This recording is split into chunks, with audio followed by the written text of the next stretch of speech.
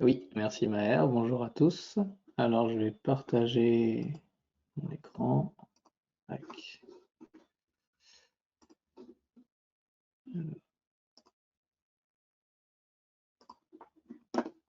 Ah, c'est bon, vous voyez bien là, il n'y a pas de souci.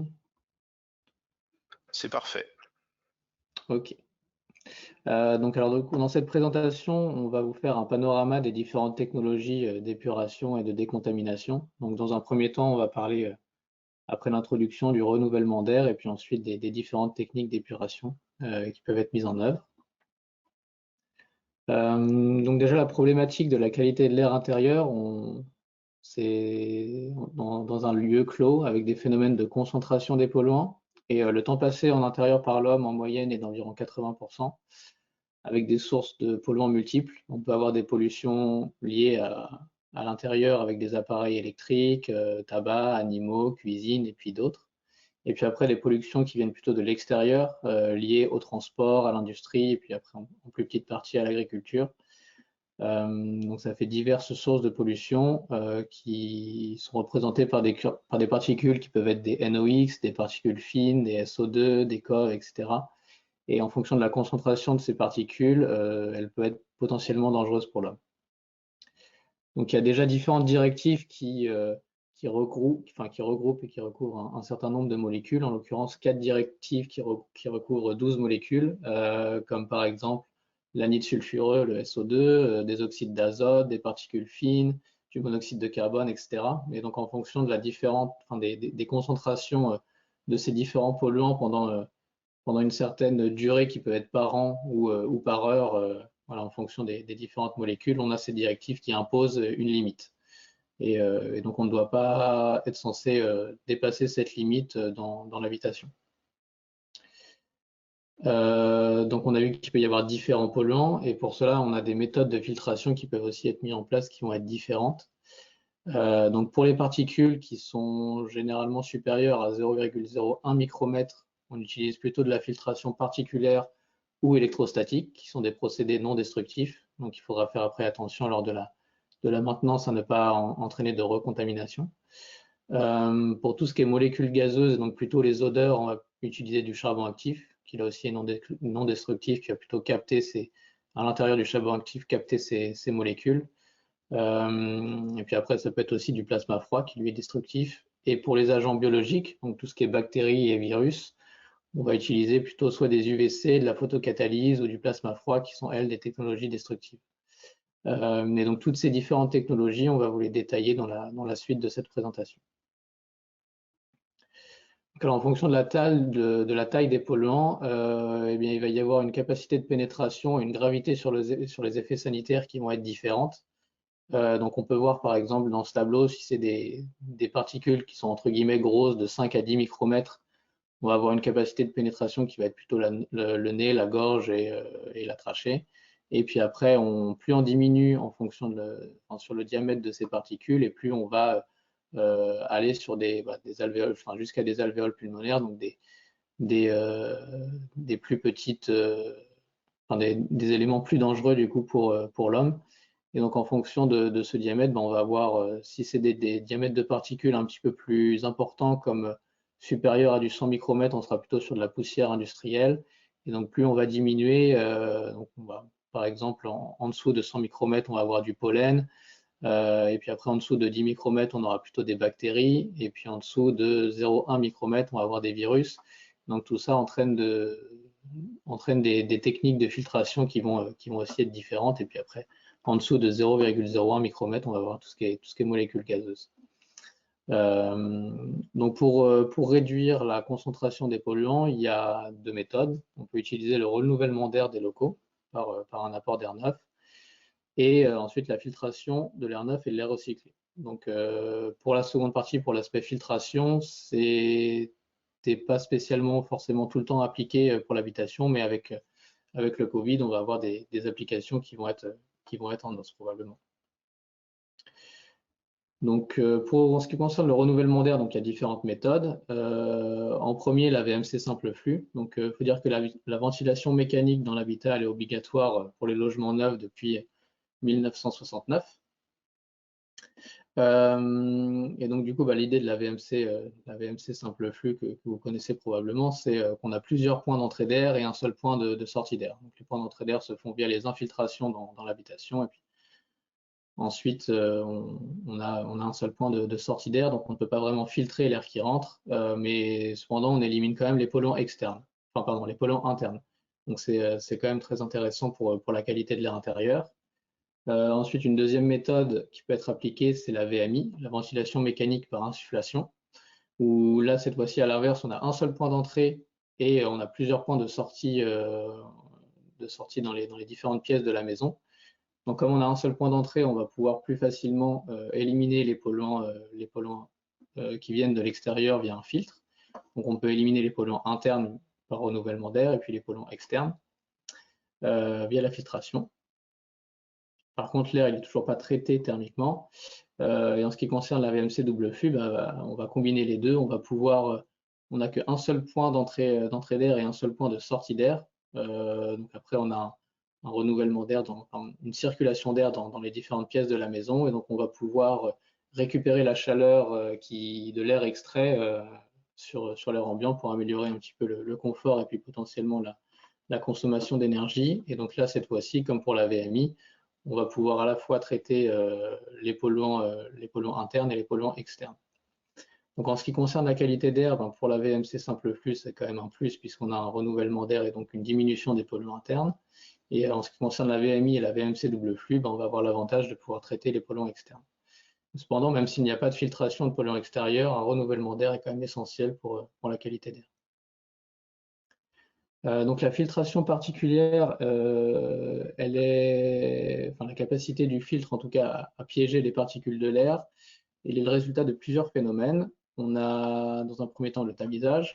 Donc les particules dont le diamètre est supérieur à la distance entre deux fibres ne pourront pas passer. C'est le principe du tamisage. Ensuite, on a l'inertie. Donc c'est pour les particules un petit peu plus grosses qui ne suivent pas totalement les lignes de champ de vitesse et qui vont venir taper en gros cette fibre, donc ils vont être bloqués par ce phénomène. Ensuite, on a l'interception. C'est pour les particules un petit peu plus fines qui, elles, suivent le flux d'air, mais qui sont sur une ligne de champ de vitesse qui ont une distance inférieure au rayon de la particule. Donc dans ces cas-là, quand elles vont passer proche de la fibre, elles vont être interceptées par cette fibre. Et puis ensuite, on a le phénomène de diffusion. C'est pour les particules qui sont très fines et qui ne suivent pas forcément la ligne de champ, mais qui sont plutôt, dont leur mouvement est plutôt lié au choc entre les autres molécules. Donc là, on va avoir un trajet de la particule un petit peu aléatoire et qui va venir taper au bout d'un certain temps la fibre. Donc en fonction de la géométrie qui va être utilisée pour la filtration, on va avoir une filtration qui est plus ou moins efficace. Et donc, pour améliorer l'efficacité, on peut jouer sur différents phénomènes, comme avoir un tamisage plus fin, une épaisseur de filtration, donc avoir une épaisseur plus importante, un diamètre de fibre plus petit, etc. Donc, tout ça, c'est des impacts qui vont jouer sur l'efficacité. Donc, en ce qui concerne cette efficacité, il y a une norme qui a été définie, donc qui est la norme ISO 16890, donc qui définit l'efficacité en fonction des différents filtres qui est utilisé. Donc après, il y a des typologies de filtres qui sont dits par exemple filtres plutôt grossiers, donc qui vont avoir une efficacité un peu moins importante, qui sont surtout appliqués pour l'habitat. Après, des filtres dits fins, donc qui peuvent être utilisés pour l'habitat, pour l'industrie ou pour la santé. Et puis des filtres à haute efficacité qui vont empêcher ou qui vont filtrer la plupart des petites particules qui sont plutôt utilisées pour des milieux spécifiques, pour l'industrie et pour la santé. Donc ensuite, au-delà de la filtration, il y a aussi la perte de charge qu'imposent ces filtres, qui est aussi normée selon la norme EN 13053. Donc cette perte de charge, elle a tendance à augmenter avec l'efficacité du filtre, puisqu'on doit, par exemple, diminuer le tamisage pour avoir une meilleure efficacité, cela va induire une perte de charge plus importante. Et de manière générale, cette perte de charge elle est influencée par la géométrie du filtre et puis aussi par l'encrassement. Au fur et à mesure du temps, plus le filtre s'encrasse et plus on va avoir une perte de charge qui augmente. Donc une meilleure efficacité de filtration entraîne une perte de charge plus importante pour des filtres particuliers. Et donc une consommation d'électricité plus élevée. Donc en termes de consommation d'électricité, il y a des filtres qui peuvent avoir la même efficacité, mais par contre une perte de charge plus faible en fonction de la géométrie qui est utilisée. Donc il y a l'organisme de référence Eurovent qui a défini 6 classes énergétiques, pouvant aller de A, A+, étant le filtre le plus économe, et E, le filtre le moins économe. Et donc en fonction de cette géométrie du fil, qui peut être la longueur de filtration, l'épaisseur, la couture de la fibre et d'autres phénomènes géométriques qui vont influencer la perte de charge, on peut rester sur une même efficacité, mais avoir une perte de charge plus petite. Donc je ne vais pas rentrer dans le détail de ce tableau, mais voilà, il y a différentes typologies de fils qui vont de A+ jusqu'à E et qui ont un impact sur la consommation énergétique qui va être du coup apportée par le ventilateur, causée par le ventilateur. Donc ici un exemple que j'ai pu trouver. Donc c'est l'évolution de la perte de charge en fonction du temps de fonctionnement de différents filtres. Donc ici on peut regarder plus précisément par exemple le filtre classé F7, donc un filtre fin A+, donc en courbe numéro 3. Donc on commence à une perte de charge d'environ 60 pascal, et au bout de 11 000 heures de fonctionnement, on arrive à une perte de charge, la perte de charge maximale autorisée de 240 pascal, et puis après on doit faire un changement de filtre. Si on regarde la courbe numéro 2, qui est un filtre de même efficacité F7, mais de classe D, donc moins économe en énergie, donc on commence déjà à une perte de charge de 120, donc on n'est plus à 60, on a doublé la perte de charge initiale, et on va arriver beaucoup plus rapidement à 240 pascal, et on va devoir changer le filtre beaucoup plus tôt en termes de temps de fonctionnement. Donc l'avantage d'un filtre plus économe en énergie, c'est qu'à la fois on diminue la perte de charge, donc on va moins consommer sur le ventilateur, et aussi sur la maintenance et du coup la durée de vie du filtre va être beaucoup plus courte si on utilise un filtre ici par exemple de classe D. On a une durée de vie qui est 3 fois plus faible. Donc ça veut dire un temps de maintenance aussi qui va être plus important. Voilà pour cette partie. Et puis la perte de charge peut aussi encore être améliorée en utilisant, donc ici c'est par exemple des résultats tirés d'un article, en combinant différentes technologies de filtration. Donc ici c'était un exemple avec une filtration entre l'association d'un filtre grossier et d'un filtre électrostatique, dont on va détailler le phénomène juste après. Donc l'idée c'est de comparer juste un filtre particulier dit grossier lorsqu'il est seul. Donc on a une efficacité pour une particule de 0, pour filtrer des particules de 0,4 micromètres à 30%, avec une perte de charge de 38 pascal. Par contre, quand on fait une association avec un filtre électrostatique, on arrive à une efficacité très proche de 100%. Pour garder la même perte de charge, parce que le filtre électrostatique n'induit pas de perte de charge en plus. Et lorsqu'on compare avec un filtre un filtre EPA dit haute efficacité, on a quasiment la même efficacité pour des particules à 0,4 micromètres qu'une association entre un filtre électrostatique et grossier. Par contre, on a une perte de charge beaucoup plus importante. On est à 450 pascal alors qu'avant on était à 38 pascal. Donc voilà, il y a différentes aussi technologies qui peuvent être mises en association et qui peuvent améliorer l'efficacité et puis potentiellement la performance énergétique. Donc voilà pour ma partie. Et donc maintenant, on va passer un peu plus en détail de tout ce qui est filtration électrostatique et puis les autres technologies qui vont vous être présentées par Ségolène de Praxens. Donc Ségolène, je te laisse la main maintenant.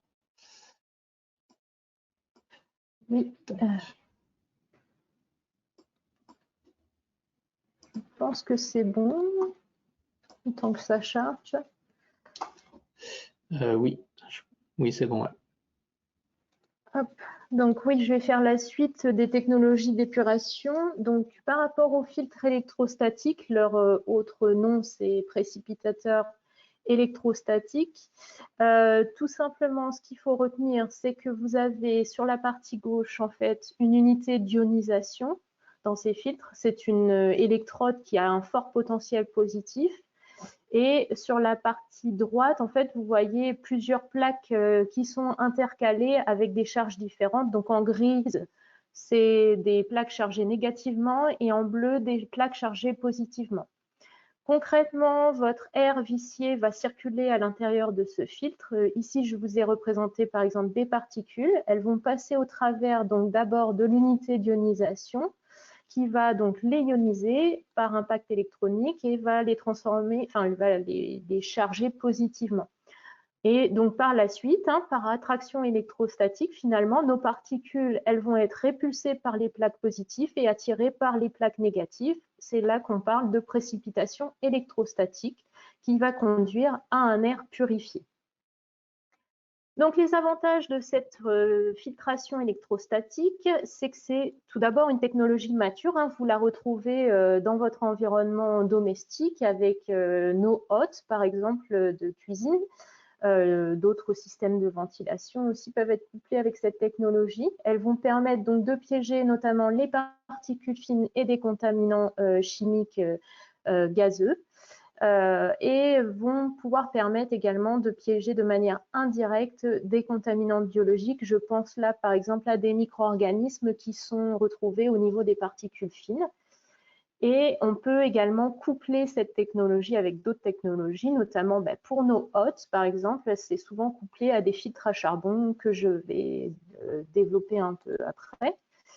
Les inconvénients, c'est que malheureusement, les efficacités, elles sont peu démontrées finalement en conditions réelles d'utilisation.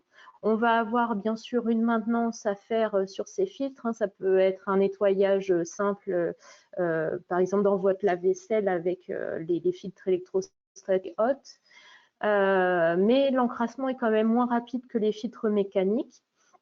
Il y a un risque quand même de génération d'ozone et de ROS suite à l'ionisation de l'air vicié.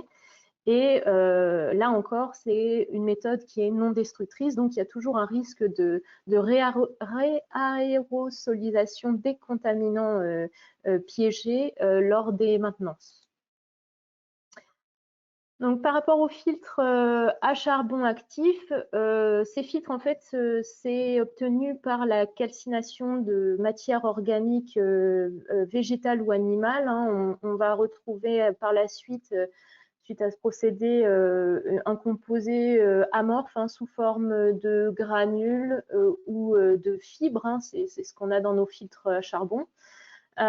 Qui vont avoir comme caractéristique une très grande surface de contact avec les nombreuses porosités que vous voyez sur cette illustration, qui vont lui conférer un grand pouvoir d'absorption face à des molécules qui vont être peu chargées et de très grande taille.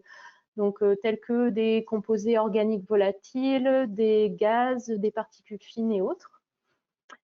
Donc, l'avantage de cette technologie, elle présente plein d'applications existantes, aussi bien de l'air avec, par exemple, nos filtres de hotte de cuisine ou des filtres pour la déchloration de l'eau, par exemple.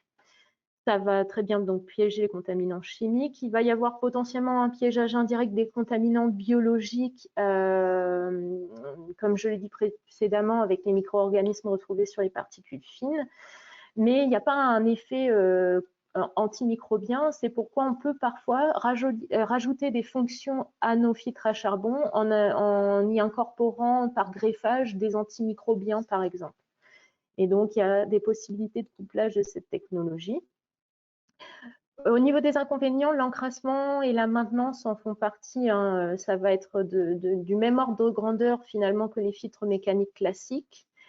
On a là encore une méthode qui est non destructrice et un risque d'interactivité qui peut apparaître entre les contaminants qui sont piégés au niveau du filtre. Et l'efficacité de ces filtres, elle est altérable au cours du temps à force d'être chargée, mais également en fonction des conditions environnementales telles que l'humidité relative, la température ou la pression qui peuvent diminuer son efficacité. Donc là, je vais aborder des technologies qui sont un peu plus récentes et un peu moins développées sur tous les secteurs. Là, c'est une technologie de photolyse UVC dont on a pas mal entendu parler ces dernières années avec l'apparition du Covid. Donc, les UV, en termes généraux, en fait, ce sont des rayonnements lumineux qui ont une longueur d'onde allant de 100 nanomètres à 380 nanomètres, hein, que j'ai classé en UV lointain et en ultraviolet. Et pour les ultraviolets, en fait, il y a 3 grandes familles, les UVC, les UVB, les UVA. Ce que je veux que vous reteniez par rapport à ça, c'est que plus la longueur d'onde de ces spectres sont faibles, plus ces rayonnements sont énergétiques et inversement, ce qui veut dire que les UV lointains sont plus énergétiques que les UVA. Donc, ce qu'il faut savoir, c'est qu'en fait, ces UVC présentent une activité antimicrobienne à spectre large. Hein. Au niveau des UVC, c'est la longueur d'onde de 253,7 nanomètres qui a été déterminée comme étant la longueur d'onde germicide.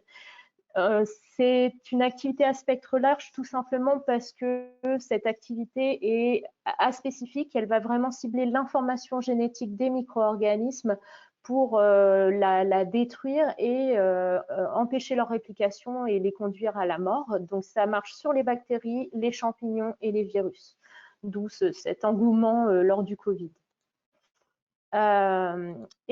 Plus récemment, en fait, il a été démontré par des analyses in silico et chimiques que ces rayonnements UV, de l'UV lointain jusqu'aux UVA, pouvaient engendrer des déstabilisations de liaisons chimiques, telles que des liaisons carbone-carbone simples, doubles, etc., ce qui pouvait conduire ensuite à une décomposition de certains polluants chimiques. Donc, juste pour rappel, en fait, ces UV, en fait, ils vont être générés par 2 types de sources, soit des lampes à vapeur, soit depuis, enfin, ce qui est plus récent, c'est les LED UV. Pour faire un bref comparatif, hein, c'est que finalement, les LED UV sont très prometteuses puisqu'elles présentent un spectre très fin, ce qui nous permet de vraiment cibler des longueurs d'onde spécifiques, telles que ma longueur d'onde antimicrobienne, par exemple. Elles vont être très écologiques puisque là, on ne dépend pas d'un gaz qui est difficile à recycler actuellement. Et de plus, elles ont une très grande durée de vie, ce qui rend cette technologie très prometteuse. Et juste pour vous montrer un exemple concret de développement, il y a eu la société LOD Air qui a développé récemment le LOD Protect qui dont les allégations sont sa capacité donc de décontaminer les virus tels que le Covid-19. Donc les avantages de cette photolyse UV, c'est que finalement, il existe pas mal d'applications existantes, mais je tiens à préciser que ces applications restent appliquées plus à des milieux ayant des exigences importantes d'un point de vue sanitaire, donc principalement milieu hospitalier, laboratoire par exemple.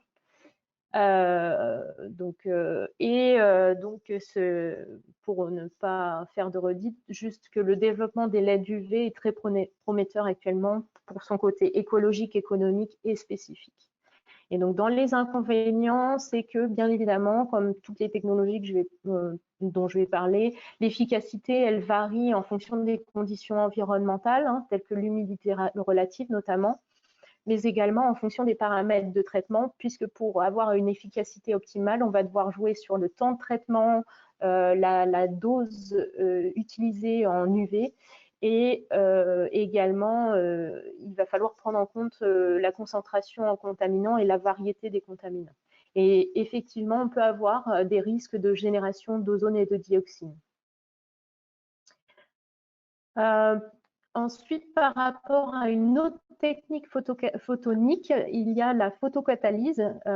Pour vous expliquer simplement cette technique, ça consiste à avoir en fait une surface recouverte d'un catalyseur semi-conducteur. Donc généralement, ce sont des oxydes type TiO2, donc le dioxyde de titane, qui vont être mis en contact après avec nos polluants, nos contaminants en fait aéroportés. Nos contaminants vont donc être absorbés à cette surface et en fait pour que ça fonctionne, on a besoin d'avoir un rayonnement lumineux. Donc on va principalement utiliser des UVA parce qu'ils sont moins dangereux lors de l'utilisation pour l'homme, mais on peut utiliser aussi par exemple des UVC. Et ça va permettre finalement d'exciter, d'activer notre catalyseur, donc notre TiO2, qui va générer à son tour des ions, des espèces réactives de l'oxygène, qui vont ensuite pouvoir avoir une activité antimicrobienne qui est à spectre large, donc antibactérienne, antivirale, antifongique, et également pouvoir interagir avec des contaminants chimiques et conduire à leur décomposition et leur minéralisation complète en théorie sous forme d'eau et de dioxyde de carbone notamment. Donc, il y a pas mal d'applications existantes, notamment on a des peintures photocatalytiques qui ont été développées. Donc le TiO2, c'est l'un des plus utilisés tout simplement parce qu'il est très stable, réactif et peu coûteux. Également, je tiens à préciser qu'il n'y a pas de maintenance nécessaire puisqu'il y a une autorégénération spontanée en fait du photocatalyseur. Et on peut également donc coupler ces photocatalyseurs avec des matériaux qui vont augmenter l'absorption des contaminants ou ajouter des adduits pour doper la fonction antimicrobienne, notamment avec des ions argent, par exemple. En inconvénient, donc, c'est que cette technologie est inefficace sur les particules et le gros facteur limitant, c'est vraiment sa capacité d'absorption, où en fait, on risque d'avoir une compétition entre les contaminants pour l'absorption et également, il y a un impact des conditions environnementales et de traitement qui peut gêner à son efficacité. Et en laboratoire, il a été montré qu'il y avait une minéralisation incomplète de certains polluants, tels que l'éthanol, par exemple, qui va se transformer en un sous-produit nocif, tel que le formaldéhyde. Et enfin, dernière technologie, c'est le plasma froid. Donc, c'est ce que vous voyez avec ce petit faisceau violet. Concrètement, en fait, la technologie repose sur l'utilisation d'un gaz source qui va passer dans un générateur de plasma. Concrètement, c'est un mécanisme qui permet par des charges électriques en fait d'ioniser votre gaz, de générer des composés oxydants et donc comme tout à l'heure vont avoir une activité sur les contaminants chimiques et biologiques. Donc les avantages, c'est que on va pouvoir avoir un impact sur les polluants chimiques et les contaminants biologiques. Et également, il a été démontré que ça permettrait d'éliminer les particules, mais en fait, c'est par des phénomènes d'agrégation des particules suite à leur ionisation et donc de sédimentation. Le gros inconvénient, ça va être le coût finalement, où il va être dépendant du gaz source qui est utilisé, parce qu'on peut utiliser par exemple de l'argon et non de l'air ambiant, et également la puissance de traitement qu'on va devoir utiliser. Et donc, comme pour les autres, il y a une efficacité qui est variable en fonction des conditions environnementales et de traitement, et un risque de minéralisation incomplète des polluants chimiques. Donc, juste pour conclure très rapidement, parce que j'ai dépassé mon temps, les systèmes de ventilation et de filtration sont finalement très exploités dans tous les domaines, même en domestique. Donc, ça marche très bien, mais ça permet uniquement de déconcentrer les polluants. Et de plus, la filtration nécessite une maintenance régulière, ce qui implique un coût sur le long terme et un risque de réaérosolisation des contaminants. Et c'est pourquoi il y a ces nouvelles alternatives technologiques qui ont été développées pour être couplées à ces systèmes et qui pourraient augmenter l'efficacité de traitement, élargir le spectre d'action et limiter l'apparition des sous-produits. Et concrètement, ça explique l'augmentation importante des systèmes d'épuration, et l'ANSES a dénombré plus de 500 références différentes sur le marché avec ces différentes combinaisons de technologies. Et c'est pourquoi maintenant, il est vraiment crucial de pouvoir évaluer leur efficacité, quelle que soit la technologie incorporée dans ces systèmes d'épuration, d'où le développement de la norme NFB 44200, développée en partie par M. Schinazi, qui pourra vous en parler ultérieurement. Merci à tous. Désolée pour ce petit débordement de temps. Merci, merci Ségolène, vous êtes parfaitement dans les temps, donc ne vous inquiétez pas. Et désormais passer la parole au docteur Schinazi, qui va essayer de replacer, enfin qui va pas essayer, qui va replacer les choses dans leur contexte en nous parlant plus généralement de stratégie de maîtrise de la qualité d'air intérieur. Monsieur Schinazi, en principe, vous avez la main pour afficher votre présentation. Est-ce que vous la voyez? Oui, si vous pouvez simplement la passer en diaporama, ce sera parfait. C'est bon? C'est parfait. Merci beaucoup. Merci beaucoup pour votre invitation. Je suis Dr Fabien Schinazi, je suis médecin biologiste et l'ancien directeur du laboratoire d'hygiène de la ville de Paris. Et je participe aux travaux de l'Observatoire de la qualité de l'air intérieur et également au Conseil de santé publique. Alors effectivement, après cette présentation des méthodes de décontamination ou de traitement d'air qui sont proposées, que ce soit des méthodes de piégeage ou de destruction des différents polluants, je voulais replacer un petit peu le sujet de la maîtrise de la qualité de l'air intérieur. Alors tout à l'heure, on disait qu'effectivement, nous passions plus de 80% de temps dans des environnements intérieurs. En fait, de manière encore plus précise, selon les travaux de l'Observatoire de la qualité de l'air intérieur, on passe une grande partie de son temps dans son habitat et également donc sur le lieu de travail ou dans d'autres lieux et dans les moyens de transport. Et ce qu'on appelle en fait les environnements intérieurs, c'est tous les environnements donc comme l'habitat, les lieux de travail, les lieux de garde d'enfants, d'enseignement et les moyens de transport et également les immeubles de bureaux. Ce qui fait que lorsqu'on est exposé aux polluants atmosphériques, eh bien cette exposition, elle est essentiellement liée aux environnements intérieurs et de moitié dans l'habitat, et encore plus pour certaines catégories de population, et 30% sur les lieux de travail ou les lieux d'enseignement ou de garde d'enfants.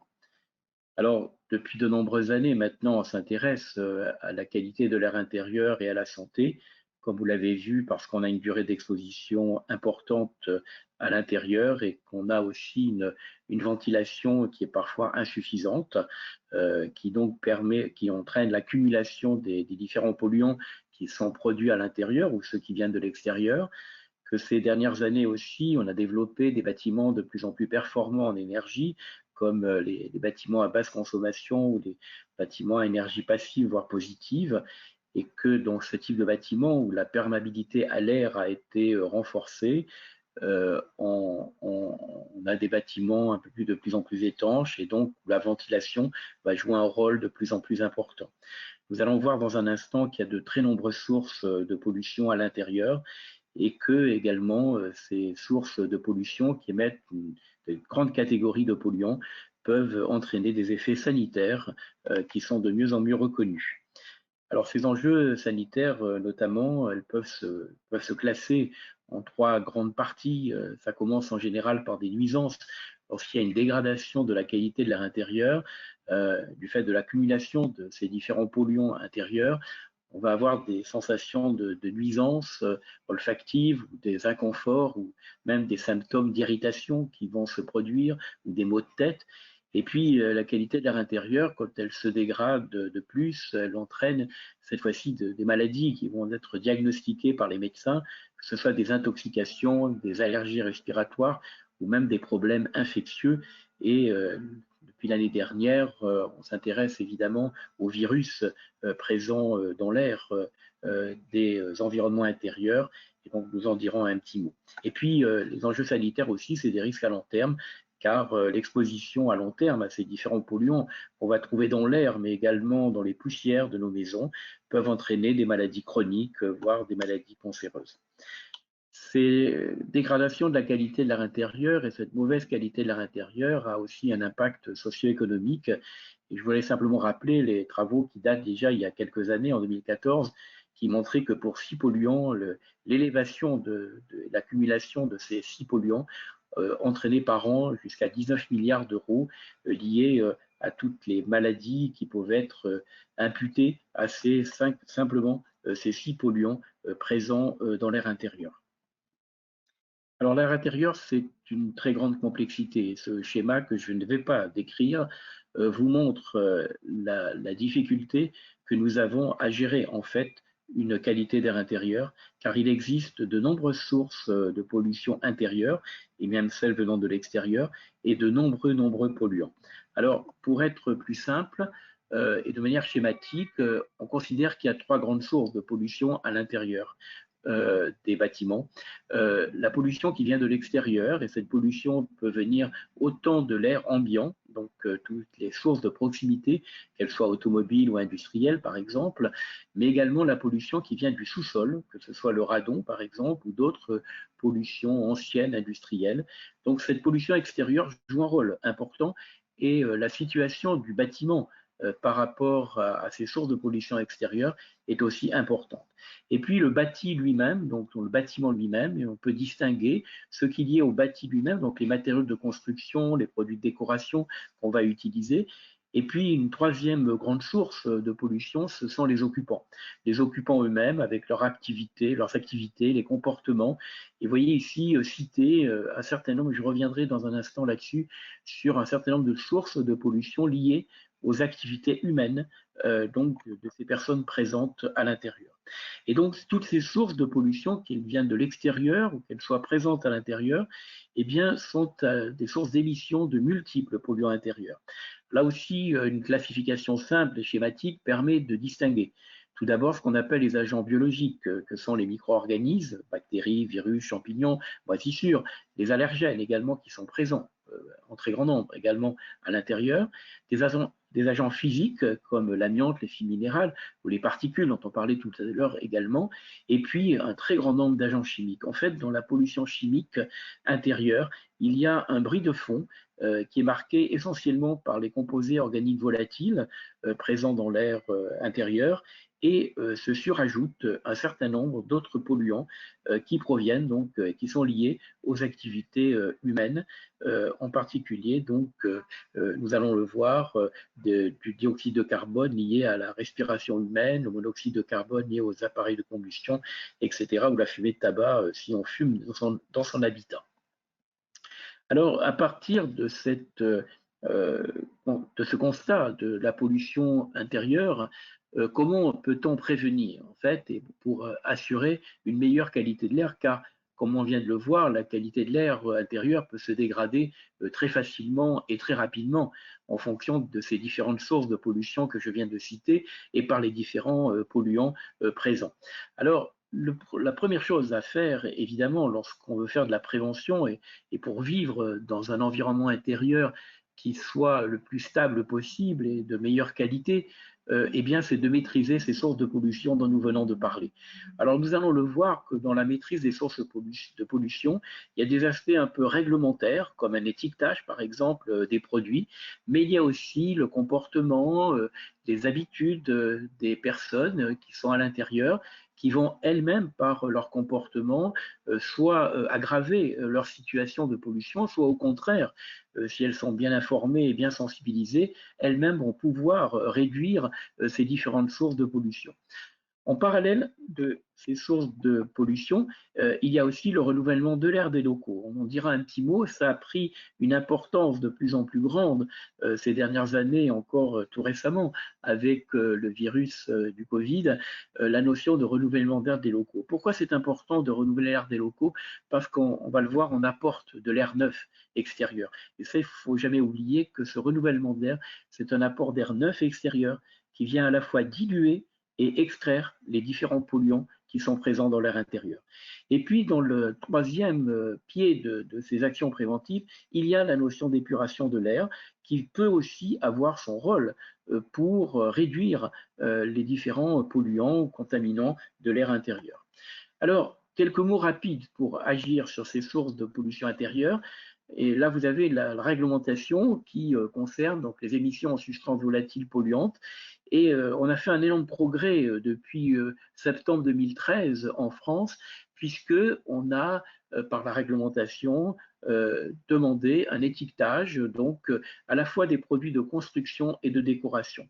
Malheureusement, pour l'instant, ça s'arrête là, c'est-à-dire qu'on ne sent étiquetés que tous les matériaux donc, de construction et de décoration. Vous avez ici les catégories de produits qui sont soumis aujourd'hui à un étiquetage réglementaire. Donc, c'est une obligation de mesurer les émissions en substances volatiles polluantes et de pouvoir donc ainsi classer en fonction de lettres, A+, A, B ou C, le A+, étant le plus performant parce qu'il y a très peu d'émissions de substances volatiles polluantes. Et donc, à partir de là, vous avez un étiquetage, il est à gauche là-haut, le A+. Ça, c'est un étiquetage réglementaire que vous allez voir aujourd'hui sur tous les parquets, tout ce qui est peinture, vernis, colle, qui montre donc que ce produit A+, est très peu émissif en substances volatiles polluantes. Alors, ce qu'il y a d'intéressant aujourd'hui, c'est qu'aujourd'hui, on ne trouve plus dans le commerce que du A+, puisque ça s'est beaucoup amélioré. Les industriels ont abandonné ou amélioré leurs produits pour arriver à un produit très faiblement polluant.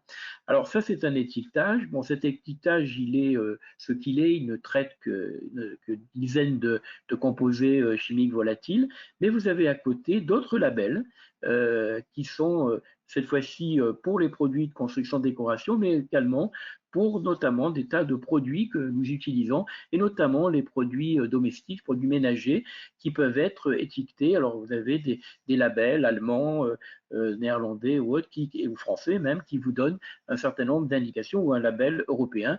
Mais ces labels ne donnent pour l'instant qu'un label par rapport à la composition de ces produits. C'est-à-dire qu'on vérifie quelle est la composition de ces produits, on élimine les composés dits indésirables qui peuvent être dangereux pour la santé, mais ces labels ne permettent pas de savoir ce qui est émis dans l'air par les produits. Donc, ce sont des labels uniquement qui s'intéressent à la composition des produits. C'est un pas important parce qu'on sait qu'avec ce label, on n'aura pas du tout de substances indésirables présentes dans les produits.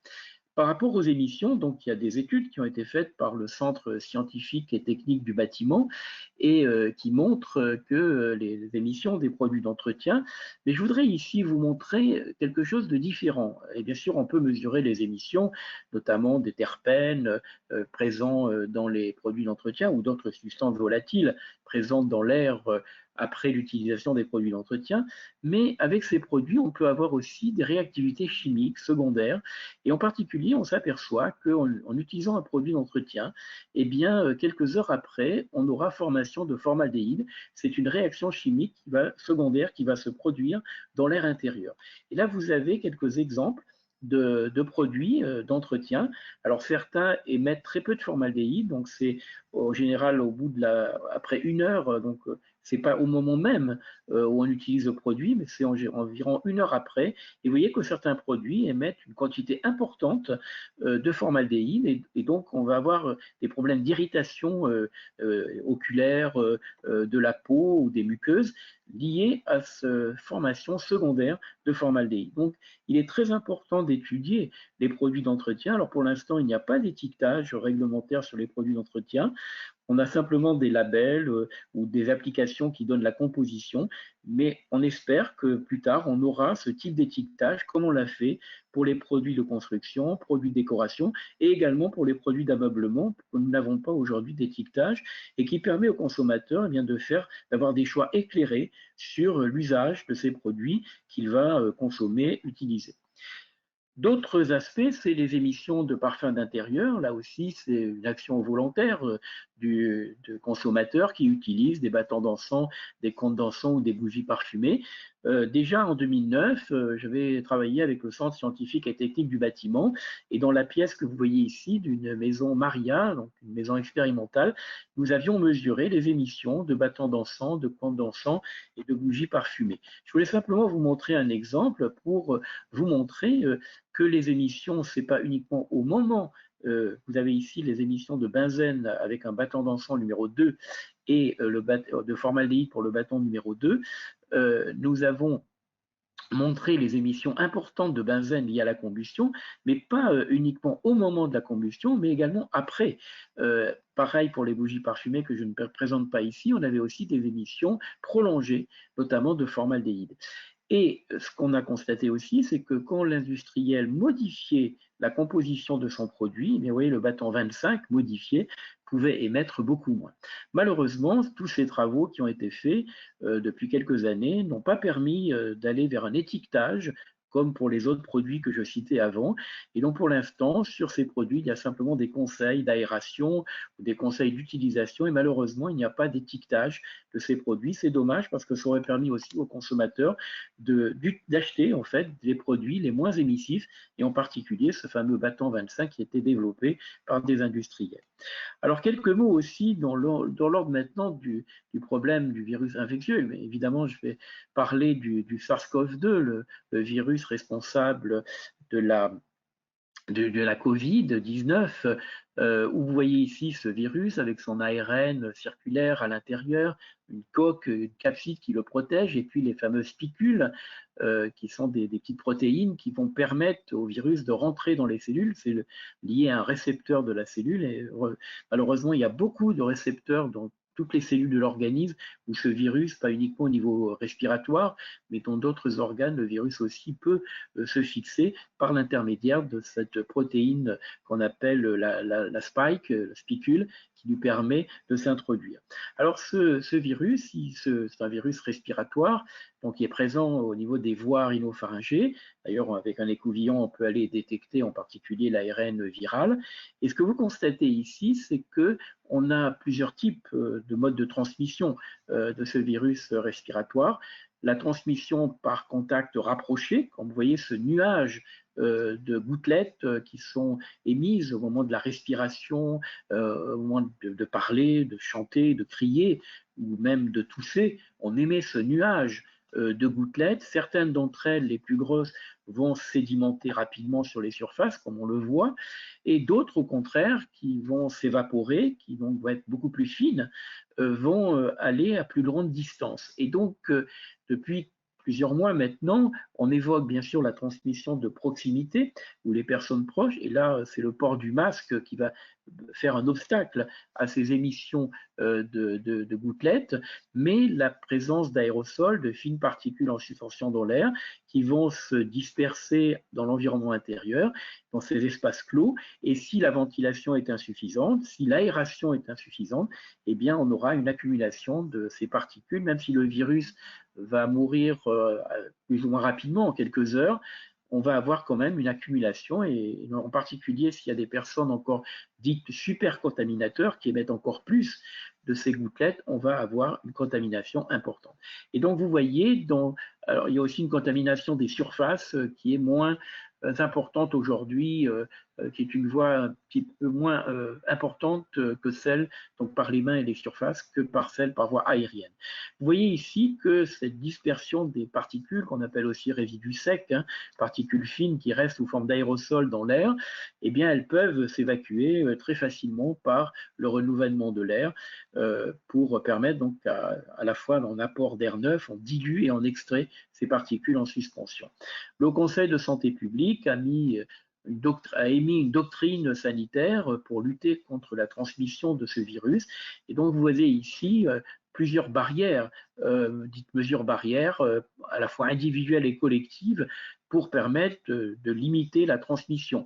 La distance physique entre les personnes, l'hygiène des mains, le respect des gestes barrières, notamment ne pas se serrer les mains ou s'embrasser, le port du masque, ça c'est des mesures dites individuelles qui bloquent un peu l'expulsion les émissions de ce virus, des particules virales.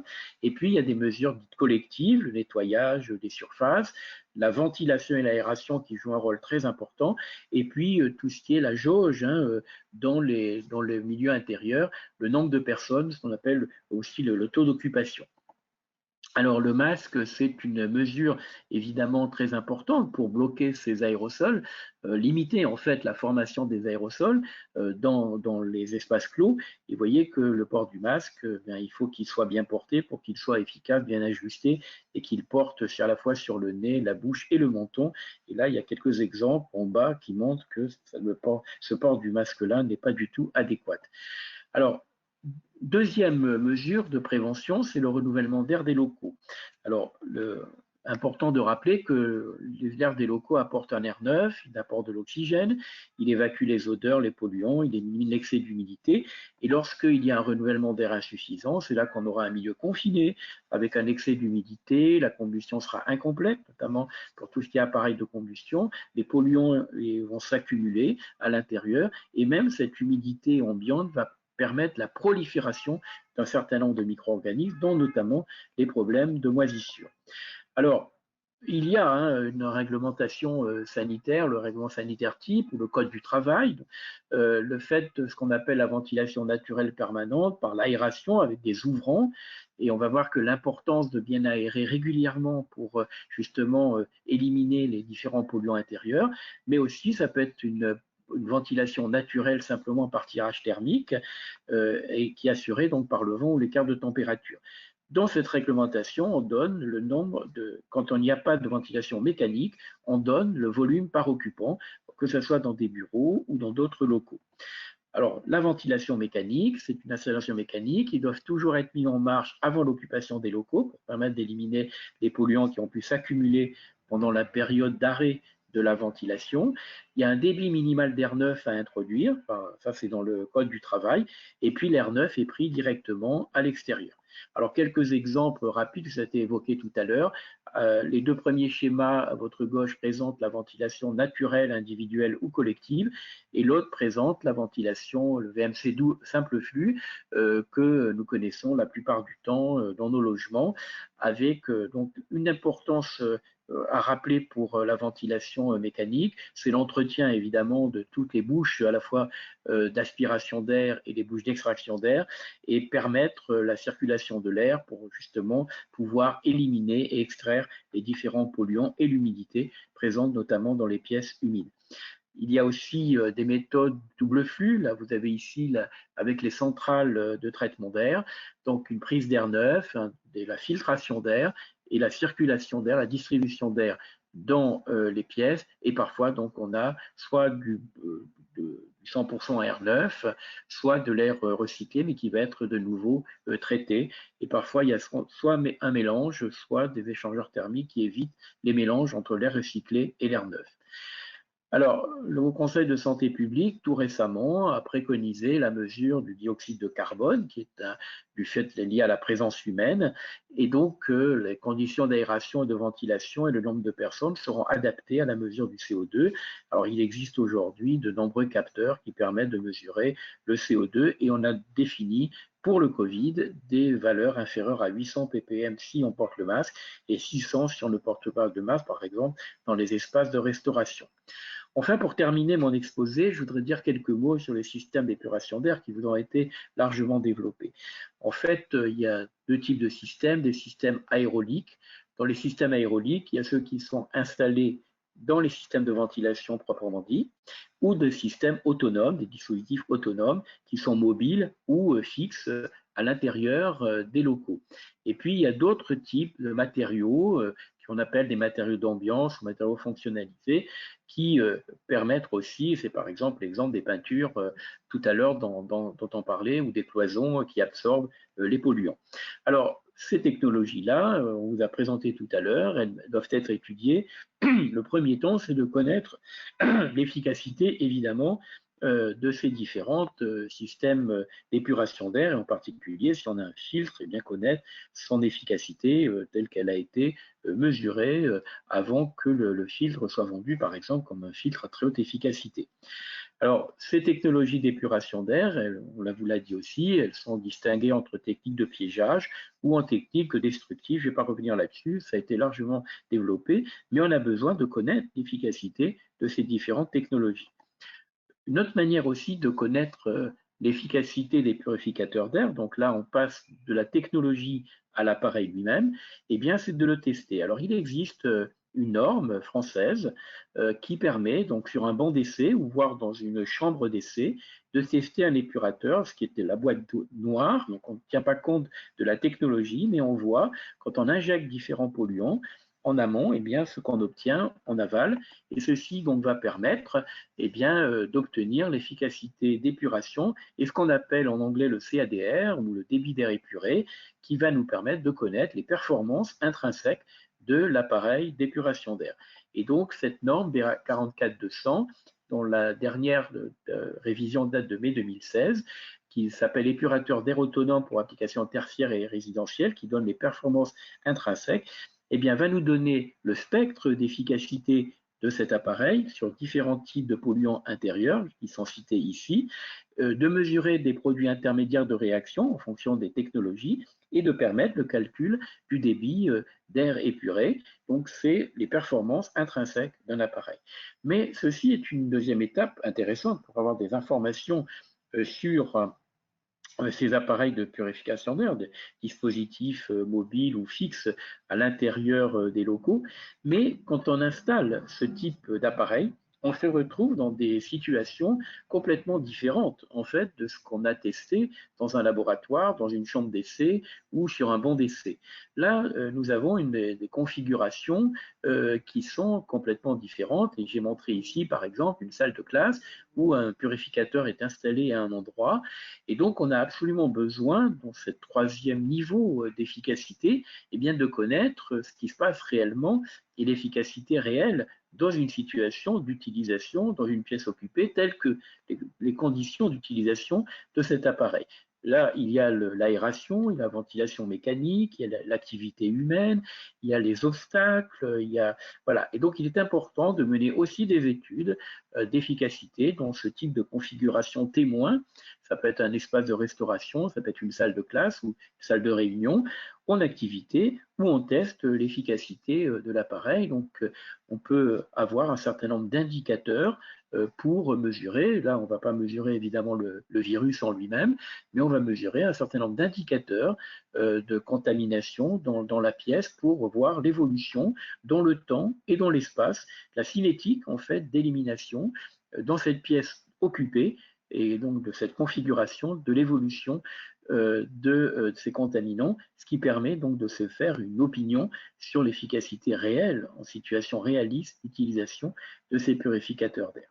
Alors pour terminer, depuis plusieurs années, je travaille avec l'association Haute Qualité Environnementale et j'anime un groupe de travail sur l'air intérieur et nous avons donc publié un certain nombre de documents. Ici, c'est un protocole pour évaluer la qualité de l'air intérieur dans des bâtiments neufs et rénovés.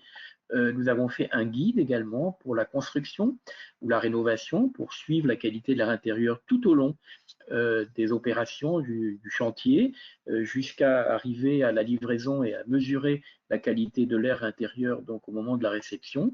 Un protocole également de surveillance dans un bâtiment en exploitation, donc on a défini un certain nombre de paramètres, des valeurs de référence et il y a quelques jours nous avons publié également un document sur la place des capteurs de mesure en continu parce que dans nos protocoles antérieurs c'était des campagnes de mesure sur une semaine. Donc, nous avons fait une note, quelle était la place de ces capteurs de mesure en continu de la qualité de l'air intérieur, puisqu'il y a une évolution importante dans la mesure de la qualité de l'air intérieur. Et donc, on a défini à la fois les enjeux de l'utilisation de ces capteurs à destination des utilisateurs, mais également les spécifications techniques qu'on devait demander pour des capteurs de CO2, de particules, de composés organiques volatiles ou de formaldéhyde. Voilà. Et enfin, nous avons une norme également française sur les investigations environnementales, toujours dans le domaine de la mesure de la qualité de l'air intérieur, une norme qui permet donc d'avoir une stratégie d'infection environnementale. Donc, pour terminer, on a beaucoup d'outils pour agir sur la qualité de l'air intérieur, que ce soit les connaissances sur les différents polluants, les sources de pollution, les enjeux sanitaires, mais également tous les systèmes qui nous permettent d'agir pour améliorer la qualité de l'air intérieur et différents outils qui nous permettent de le faire. Voilà, je vous remercie de votre attention. De l'air intérieur, une norme qui permet donc d'avoir une stratégie d'infection environnementale.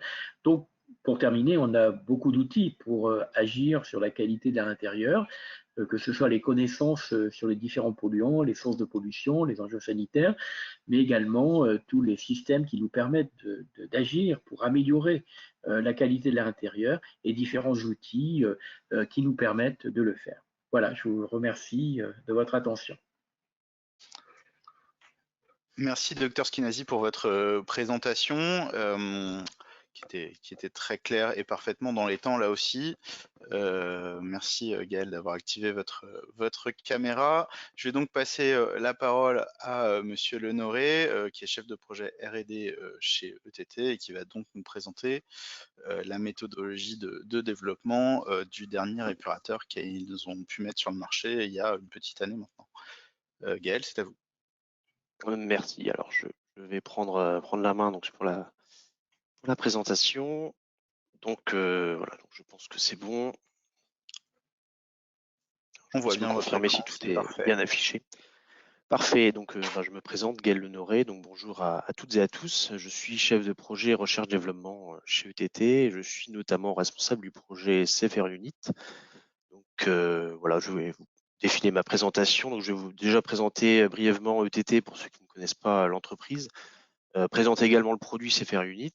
Et donc, l'objet principal de cette présentation, c'est le passage en revue des différentes étapes de conception et de qualification du produit et terminer par un retour d'expérience sur des installations qui sont opérationnelles sur site.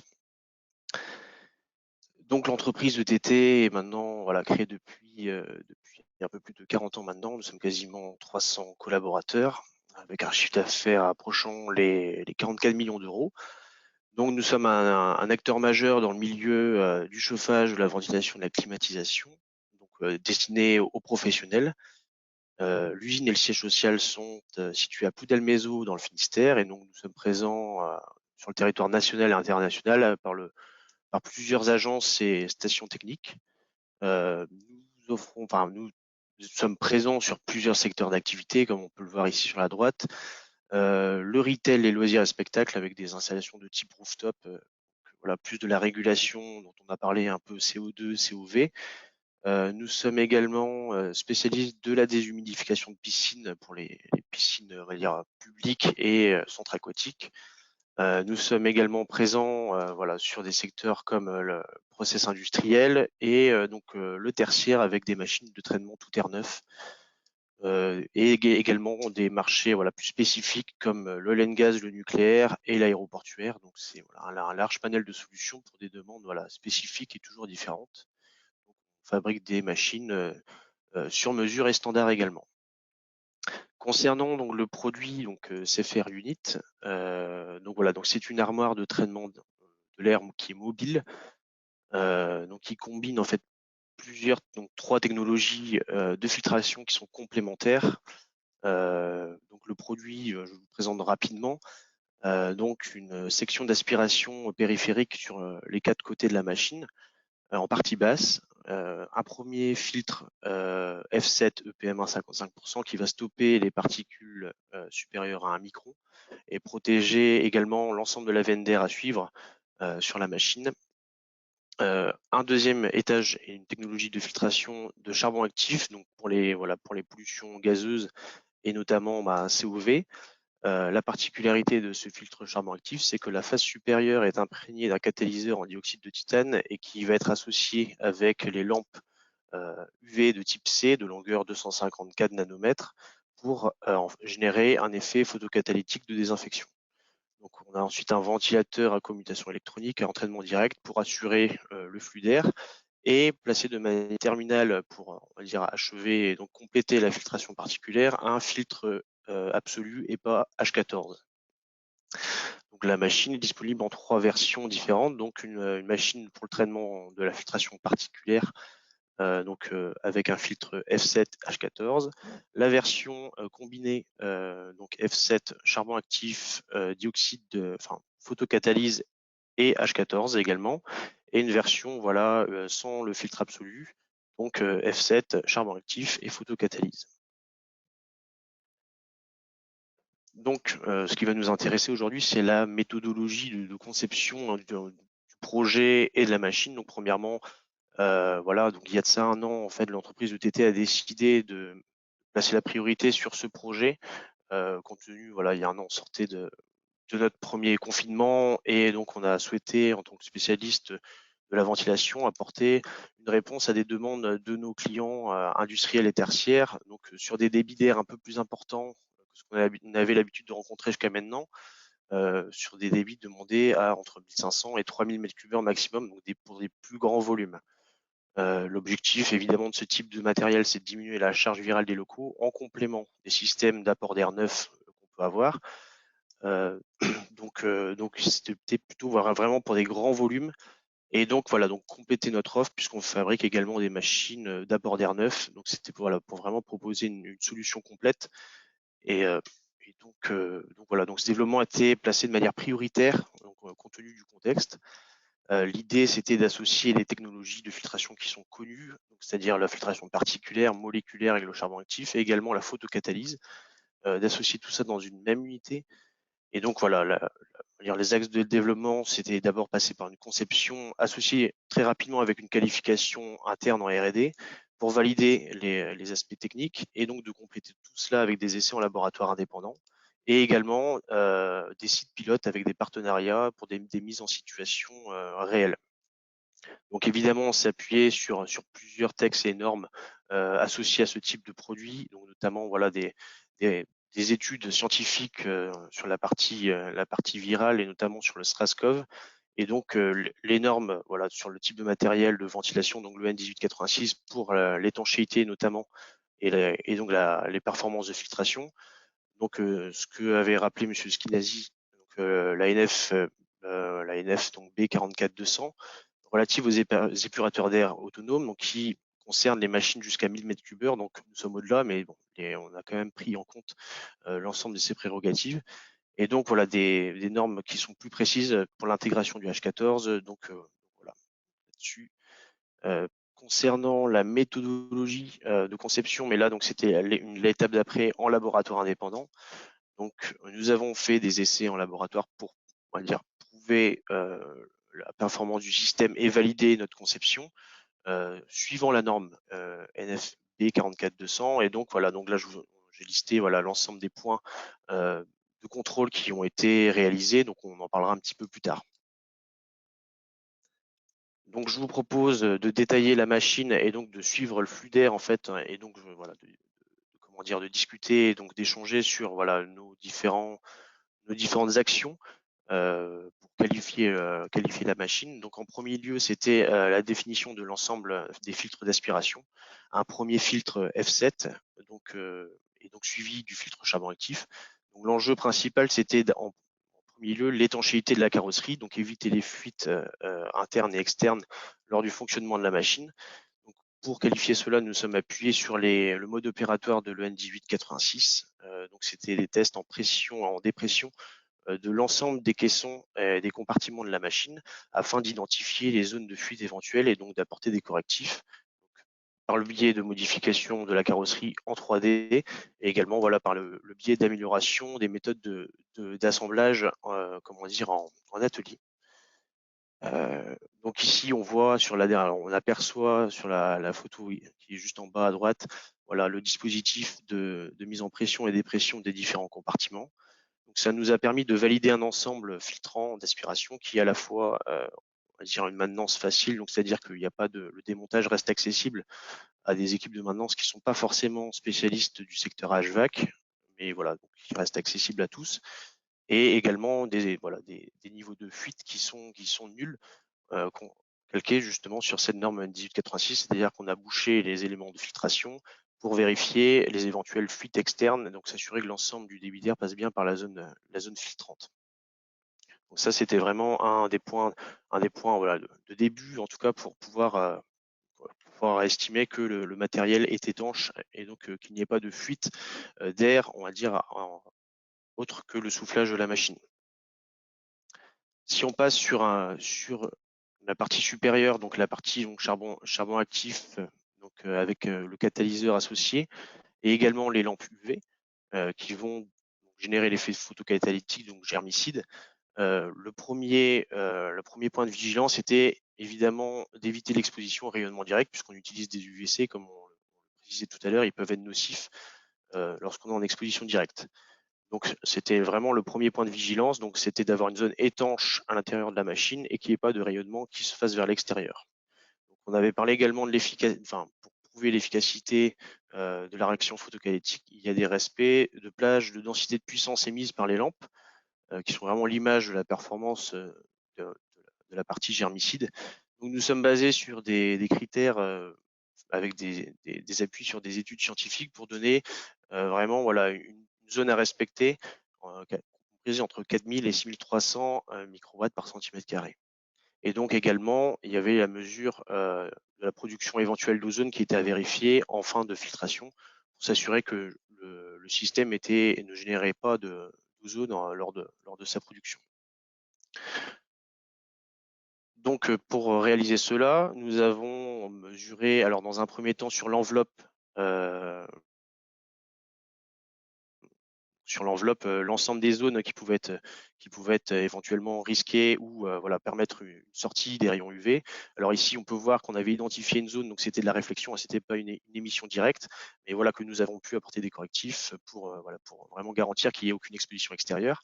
Sur la photo qui est juste ici, voilà, donc là on peut apercevoir le capteur. Donc nous avons effectué une mesure de balayage de l'ensemble du catalyseur pour mesurer et avoir une image de la densité de puissance répartie.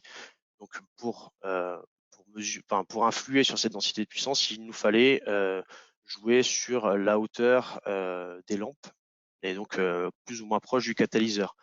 Donc une densité de puissance trop élevée peut avoir une influence déjà sur la destruction, mais en tout cas endommager le catalyseur à long terme. C'est pour ça qu'on se doit de ne pas dépasser la valeur de 6300 microwatts dans cette application. Et donc, une densité de puissance trop faible, finalement, rend la photocatalyse inefficace sur une majorité de virus et de bactéries. Donc voilà pour la partie en essai interne sur la partie UV. Donc nous avons pu également, lors de ces essais, observer certaines tendances. Alors on en a parlé tout à l'heure. On sait déjà que la photocatalyse est sensible à une hygrométrie extérieure, une hygrométrie qui peut être variable et donc des performances variables. On a également pu observer avec l'image de la densité de puissance que, en fonction de la température, on pouvait vraiment avoir une évolution de ces valeurs de densité de puissance émises par les lampes UV. C'est-à-dire que là, on part sur des valeurs de 3000 microwatts par centimètre carré pour 12,5 et on voit que ça va augmenter juste à débit d'air constant en augmentant finalement les valeurs de température ambiante. On a pu également remarquer qu'il y avait une influence sur la puissance émise des lampes en faisant varier le débit d'air, donc avec une température constante. Plus le débit d'air va augmenter, plus la densité de puissance va diminuer, ce qui paraît logique, mais voilà, donc on a pu vraiment l'appuyer avec des valeurs de test en interne. Vous pouvez voir sur la partie droite, donc ce sont les premiers résultats des essais réalisés en laboratoire indépendant, le CETIAT pour ne pas le nommer. Donc c'est des valeurs, on va dire provisoires puisque le rapport est en cours de finalisation.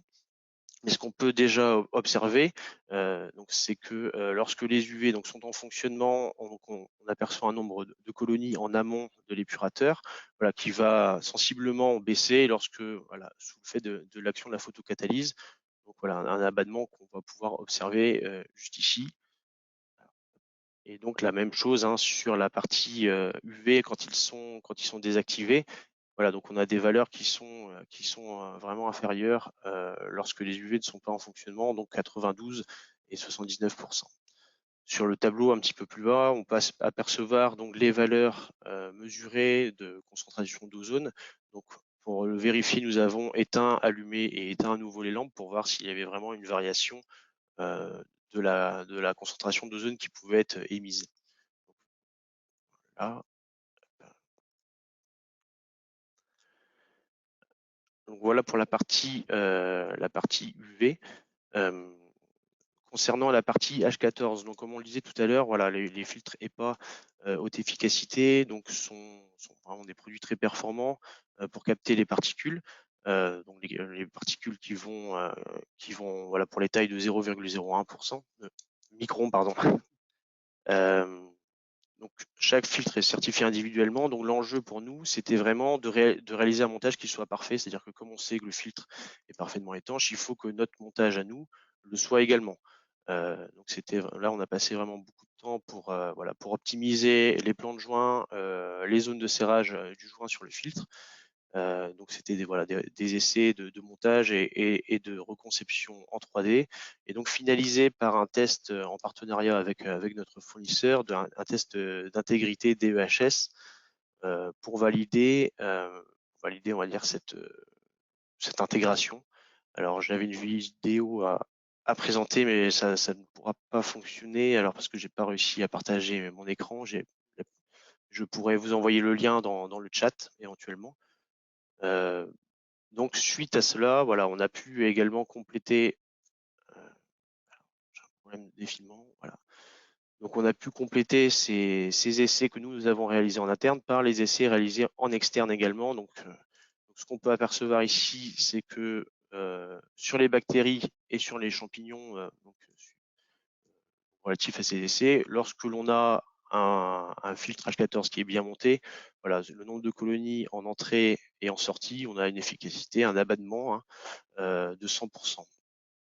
Et donc ce qu'on peut voir ici sur la droite, c'est donc voilà, les performances aux particules DEHS. Donc ce qu'on remarque évidemment, c'est que sur cette colonne ici, nous n'avons pas de filtre EPA H14, et donc sur la colonne de droite, voilà, le résultat est quand même sans appel. Donc voilà, j'en ai terminé pour la partie qualification interne.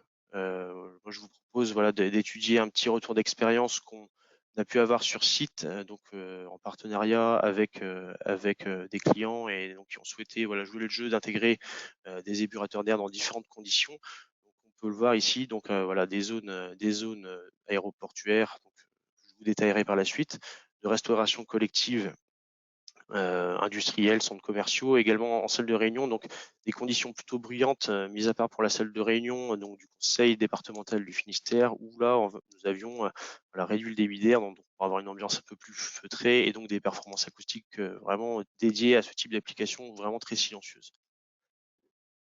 Donc concernant l'application de l'aéroport, que je vais vous détailler, puisqu'on a pu faire un petit retour d'expérience sur cette application-là. Donc c'est une machine qui a été installée fin décembre 2020. Donc voilà, donc pour information, donc la fréquentation de l'aéroport de Brest, donc hors Covid, est de plus d'1 million de passagers par an. Donc l'ensemble des passagers passent par ce point d'inspection, ce qu'on appelle le poste d'inspection filtrage, pour passer dans le terminal. Donc c'est une zone où il y a une concentration de personnes qui est très variable, et donc donc suivant les périodes de la journée, ça peut être vraiment très concentré, et également du personnel qui est constamment présent, donc pour assurer les contrôles. Et donc on nous avait signalé qu'ils étaient également exposés aux poussières, donc avec plusieurs arrêts maladie pour des problèmes de bronches. Ce qu'on a pu finalement vérifier après près de 2700 heures de fonctionnement. Voilà, quand on inspecte la partie basse d'aspiration de la machine, on remarque une présence de poussière importante, également sur la surface du filtre F7. Donc là, la présence de poussière est réellement avérée. Donc on voit l'utilité de ce type de matériel dans cette application. On a également pu vérifier la surface du catalyseur en dioxyde de titane pour vérifier qu'il n'y avait pas d'éventuelle dégradation lors du fonctionnement. Donc la surface était intacte. Également le filtre H14, donc une mesure de la delta P pour avoir l'image de l'encrassement du filtre. Donc le filtre F7 a bien fait son travail, puisque le H14 était encore avait très peu d'encrassement, et donc une mesure complémentaire d'ozone en sortie de machine, donc pour s'assurer qu'il n'y a pas en fonction des polluants divers, qu'il n'y avait pas de génération d'ozone qui pouvait être créée par la photocatalyse. Donc on repassera sur ce site aux 5000 heures de fonctionnement pour remplacer la partie UVC et charbon actif. Donc pour avoir une efficacité optimum, on prévoit de remplacer l'ensemble toutes les 5000 heures. Alors, pour la conclusion de cette présentation, donc ce qu'on peut noter, c'est que le procédé de désinfection par photocatalyse fonctionne, mais Mais comme on le disait tout à l'heure, voilà, il est nécessaire de savoir dans quel type d'ambiance on va mettre finalement ce type de traitement. Donc nous, ETT, on déconseille cette configuration de machine pour les process pressing textile. Également dans tout ce qui va être piscine et environnement chloré avec une humidité élevée. Et également dans les endroits où il y a des utilisations de détergents qui sont importants, comme par exemple les crèches, voilà, où on va plutôt choisir une configuration particulière uniquement avec un H14. Après, ce qu'il faut aussi retenir, c'est que la photocatalyse, dans le cas d'utilisation courant, fonctionne très bien et ne pose pas de problème particulier et ne génère pas d'ozone. Donc, comme on pouvait le dire et comme je l'ai précisé en début de présentation, les épurateurs d'air sont un complément des installations de ventilation qui peuvent apporter de l'air neuf. Ce qu'on a pu remarquer lors de notre retour d'expérience sur site, c'est que l'apport d'air neuf n'est pas systématique et en tout cas, les taux de renouvellement sont rarement ceux qui sont prévus dans les normes. Et donc, ce qu'on a comme argument et comme vision, c'est que ces matériels d'épuration d'air sont efficaces et qui sont vraiment une alternative réelle à ces problèmes d'apport d'air neuf ou de taux d'air neuf qui sont trop faibles en fonction des occupants. Donc concernant vraiment le projet en lui-même, donc il a duré plus d'1 an, donc presque jour pour jour aujourd'hui. Donc depuis la phase de lancement chez nous jusqu'à l'industrialisation complète et donc l'ensemble de la qualification, donc incluant des essais en externe. Aujourd'hui, on peut proposer une gamme déclinée en 3 versions à la vente et donc à la location avec un ensemble de performances qui sont testées et approuvées. Donc voilà, donc c'en est terminé pour cette présentation. Je vous remercie de votre attention et voilà, je vous remercie également, j'en profite pour remercier les équipes de TT là qui ont participé à ce projet depuis 1 an et donc qui ont été vraiment qui ont très bien bossé pour pouvoir arriver à ce résultat dont on est très fiers aujourd'hui. Pour ceux qui ont un petit peu de temps pour rester avec nous, je vous propose qu'on puisse passer par la série de questions-réponses. Donc, je vais demander à l'ensemble des présentateurs de repasser en mode caméra, micro ouvert, de manière à ce que chacun puisse répondre et apporter les compléments sur les questions qui ont été posées. Alors, il y a eu pas mal d'échanges dans le chat, il y a eu pas mal de questions, il y a eu pas mal de remarques. Je vais commencer par les questions. On a une question de Bernard Picoche d'Actalia qui nous demandait, notamment par rapport à la présentation de Logan, si pour une application spécifique dans des labos P3, je ne connais pas les normes précisément, mais si le remplacement des filtres EPA par une combinaison filtre électrostatique et filtre plus grossier pouvait permettre de répondre. Alors, je ne sais pas qui veut prendre la question. Ouais, je vais peut-être commencer. Et après, si quelqu'un veut, veut rebondir dessus, il n'y a pas de souci. Après, moi, c'est pareil, au niveau des normes, je ne suis pas non plus trop un expert là-dedans sur les labos P3. Il me semble que c'est plus en termes d'efficacité, où il doit y avoir une efficacité de filtration de 99,95%, je pense, pour des particules de 0,3 micromètres. Et j'imagine que si le filtre, en tout cas celui qui est vendu par le fabricant, indique un taux une efficacité de filtration qui est de cet ordre-là, du coup, de la même efficacité qu'un filtre EPA, j'imagine que ça peut être mis en place. Mais il faudrait peut-être voir plus en détail avec les fabricants des filtres qui, je pense, au niveau des normes, s'y connaissent un petit peu plus. Mais je pense que c'est plutôt une question de moyens et plutôt que de méthode. Donc, à mon avis, si l'association peut permettre d'arriver au même rendement, j'imagine que c'est envisageable. Personnel, oui, allez-y, monsieur Skinner. Non, je disais que personnellement, je serais très prudent parce que, comme dans les salles propres, puisqu'on est dans le P3 là, dans les salles propres, en général, on fait plusieurs étages de filtration pour protéger le filtre le plus efficace.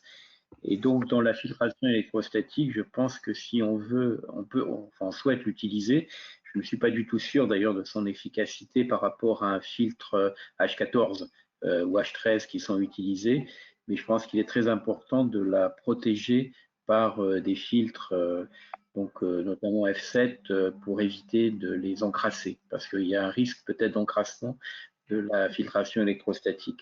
Donc si on voulait utiliser ça, il faudrait quand même être prudent et utiliser quand même plusieurs étages de filtration et ne pas utiliser seulement la filtration électrostatique. Monsieur Picoche, si vous avez, j'espère que vous avez reçu réponse à votre question. S'il y a besoin, on pourra y revenir. Et n'hésitez pas à prendre la parole si vous le souhaitez. On avait une deuxième question de Monsieur Assadi qui nous a quitté malheureusement depuis, mais je pense que la question intéressera le reste des participants sur les particules qui peuvent être ajoutées au charbon actif pour avoir un effet antibactérien. C'est une question qui avait été posée lors de votre présentation, Madame de Perra. Oui. Si vous souhaitez y apporter un complément ou si un des autres intervenants veut apporter une réponse. Oui, en fait, il y a eu des études qui ont été réalisées sur des possibilités d'ajout de fonctions sur le charbon actif. Donc, alors, je ne sais pas sous quelle forme. Je crois que ce qui a été fait, c'était sur des formes de grains de charbon actif, où en fait, lors de l'étape d'activation, on va pouvoir le mettre en contact avec des solutions oxydantes ou alors avec des, comment ça s'appelle, des métaux, enfin des ions métalliques type cuivre, zinc ou argent, pour ajouter une fonctionnalité antimicrobienne. Mais je ne sais pas où ça en est en fait dans l'évolution, enfin l'application au niveau industriel, parce que c'est vraiment des recherches qui datent de, je crois, de 2017. Il y a eu une thèse dessus en 2019 aussi, mais voilà, je ne sais pas où ça en est dans les applications. Je ne sais pas si j'ai répondu suffisamment à la question. En tout cas, classiquement, on associe le filtre à charbon actif avec un filtre à haute efficacité pour pouvoir justement agir sur tous les micro-organismes. Après, on peut se poser la question de l'efficacité d'un charbon actif qui contient des substances biocides. Quelle est l'efficacité en réel finalement? Je ne sais pas bien. Mais en tout cas, habituellement, on associe filtration particulière et filtration moléculaire. Merci beaucoup. Alors, on a eu plusieurs remarques sur les effets de l'UV et de l'ozone. Je crois qu'il y a un peu, enfin, il y a plusieurs études sur le sujet qui ne donnent pas forcément toutes les mêmes résultats. Est-ce que vous avez un commentaire à faire sur cette problématique, les uns et les autres? Peut-être Monsieur Lenoré, puisque vous avez un peu regardé ça concernant la Safer Unit. Oui, bah, en fait, nous, surtout ce qu'on a identifié, c'était vraiment des applications et donc voilà, c'est vrai qu'il y a eu plusieurs études sur des générations de polluants émis, notamment sur des pressings et des concepts textiles. Il est vrai qu'il n'y a pas encore beaucoup de retours d'expérience concernant l'utilisation de la photocatalyse sur l'ensemble des secteurs d'activité. Donc c'est pour ça que nous, on a préféré prendre ces études qui pouvaient remettre en cause finalement ce procédé dans certaines applications. Je parle de pressing, génération de fausses gènes, c'est ce qui avait été évoqué, hein. Mais c'était vraiment des cas très précis pour plutôt orienter nos clients vers des solutions particulières quand c'est le cas de process vraiment très spécifiques. Et en juste... fait, pardon. Oh non, excusez-moi. Allez-y, Monsieur Schinazi. Au pire, j'interviendrai après. Je disais qu'il faut être très prudent quand on utilise des techniques destructives parce qu'on ne connaît pas la qualité de l'air dans l'espace ou dans l'environnement où on peut mettre des appareils. Donc, si on utilise des appareils qui détruisent les polluants, comme la photocatalyse, il faut être très prudent sur la connaissance des polluants qui sont présents. Et en particulier, donc, vous venez d'évoquer effectivement dans certains lieux où il y a certains types de pollution qui peuvent être dégradés en substances secondaires et provoquer donc des risques tels que ça a été montré pour certains types de polluants. D'ailleurs, j'étais étonné qu'on ne parle pas du formaldéhyde avec la photocatalyse parce que j'ai fait une publication sur ce sujet il y a quelques années qui montrait que des appareils à photocatalyse, lorsqu'on mettait par exemple des terpènes, qui sont des chaînes carbonées très longues, on pouvait avoir des émissions de formaldéhyde. J'ai vu que vous avez mesuré l'ozone, mais je ne sais pas si vous avez mesuré le formaldéhyde en l'utilisation de la photocatalyse. C'est quelque chose qui a été mis en avant, pas forcément avec la technologie proprement dite, mais avec certains appareils. Non, c'est vrai qu'on s'est principalement concentré sur l'ozone, en effet, parce que c'était voilà, les principales inquiétudes enfin, en tout cas, qui nous avaient été remontées et qui nous avaient été demandées, c'était vraiment voilà, de prouver que notre système n'en générait pas. Il est vrai que le formaldéhyde, aujourd'hui, c'est une question qui nous vient également et sur lesquelles on est en train de travailler, en tout cas pour apporter des résultats concrets, puisque voilà, aujourd'hui, comme on a prouvé qu'il n'y avait pas de génération d'ozone, la question qui arrive, c'est celle du formaldéhyde, sur laquelle on est en train de travailler actuellement aussi. Être attentif parce que on peut utiliser par exemple des produits d'entretien qui contiennent des Voilà. terpènes, hein, des odeurs, le pinène ou le limonène, odeurs de citron ou de pin, qui émettent des terpènes dans l'air et ces terpènes peuvent être dégradés, mais de manière incomplète par ces systèmes-là, donc il faut le vérifier simplement. Voilà, c'est simplement pouvoir le C'est vérifier. également pour cela voilà, qu'on conseille plutôt et qu'on oriente nos clients vers des solutions particulières seules, dans le cas voilà, d'EHPAD ou de crèches, vraiment, ou des zones qui sont vraiment fréquemment nettoyées par des produits d'entretien pour justement voilà, éviter ce type de génération. Très bien. Merci Et pour cette réponse. Vous je, aviez un complément à ouais, apporter, Ségolène? je voulais juste rajouter que par rapport aux UV et à la génération d'ozone, en fait, dans ce qui a été écrit finalement, c'est que en fait, c'est les UV lointains, c'est dans les UV lointains qu'on risque d'avoir une génération d'ozone par la décomposition de l'oxygène. Finalement, c'est vers les 180, 185 nanomètres, je crois, qu'il y a un risque de génération. Et donc, du coup, selon le choix d'illumination utilisée pour faire de l'UV, comme je l'ai dit tout à l'heure, soit des lampes à mercure, soit des lampes LED, on peut, ou sur l'intensité de traitement également, on peut jouer pour ne pas générer d'ozone à ce moment-là. Mais je ne sais pas quelles sont l'efficacité de génération d'ozone, enfin les risques de génération d'ozone et à partir de quelle intensité de traitement on risque d'en voir apparaître. Merci beaucoup pour cette transition magnifique, puisque nous avons justement une question de Denis Trégoat, plus spécifiquement adressée à Gaël Lenoré, sur l'utilisation de lampes LED plutôt que de lampes à mercure pour l'aspect photocatalytique. Alors c'est une très bonne question. Donc c'est quelque chose qu'on a étudié de notre côté.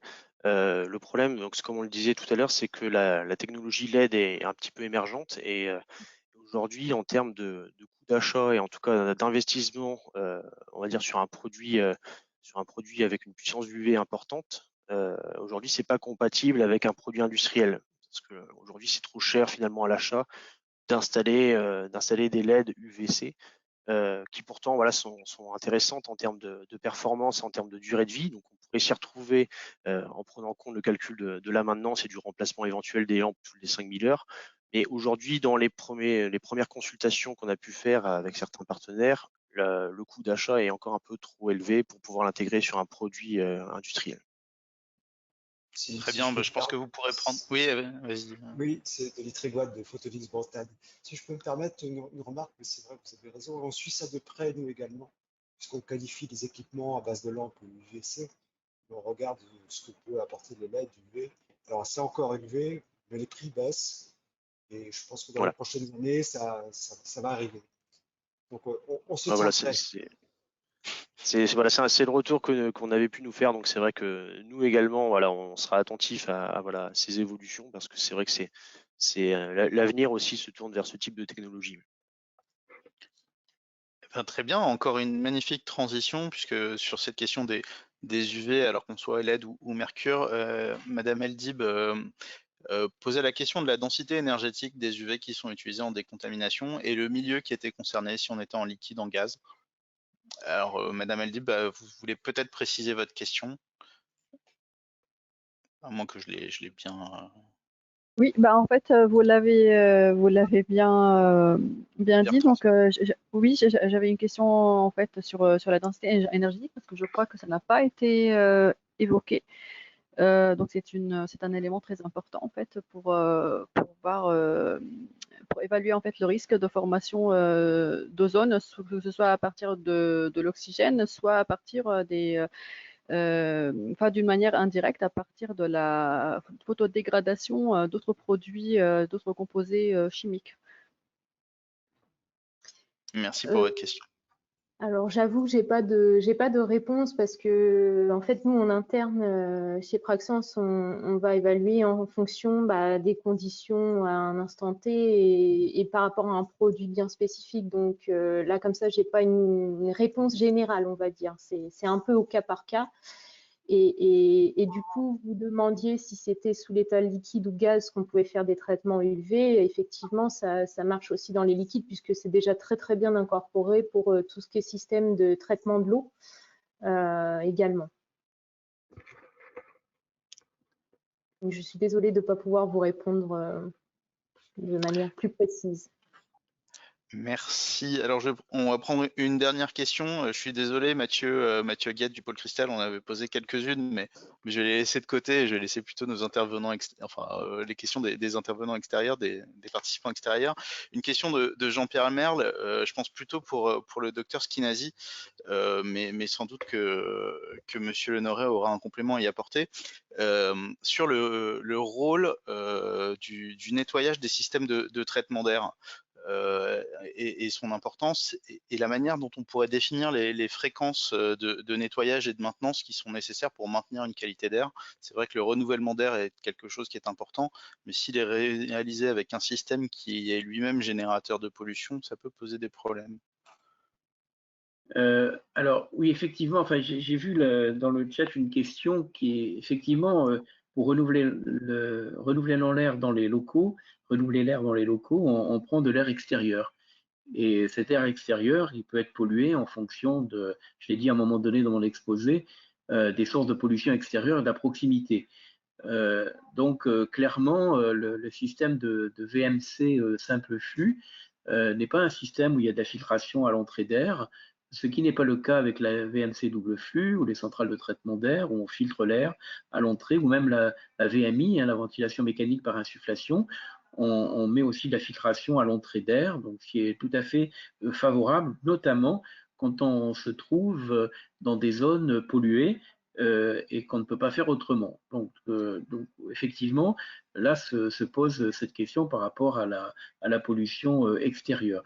Et donc, on peut, dans certains systèmes, utiliser, donc pas dans tous, mais dans certains, des filtres, déjà des filtres PM2,5 qui sont aujourd'hui en ventilation générale sont largement suffisants. On peut rajouter du charbon actif également pour limiter les pollutions extérieures, notamment dans les centrales de traitement d'air. Maintenant, on ajoute à la fois de la filtration particulière et moléculaire.